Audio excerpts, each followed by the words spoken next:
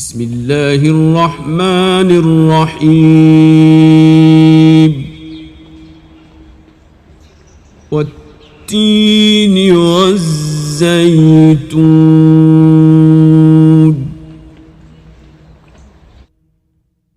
وطور سينين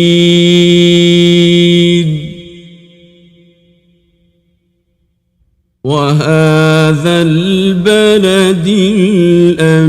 الأمين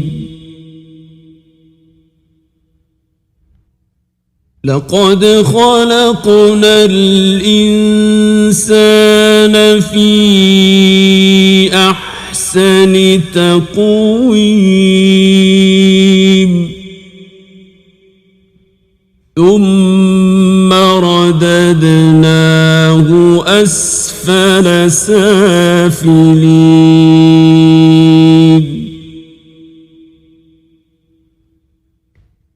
إلا الذين آمنوا وعملوا الصالحات فلهم أجر غير ممنون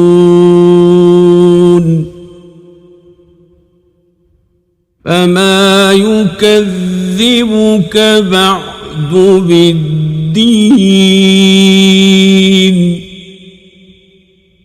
أليس الله بأحكم الحاكمين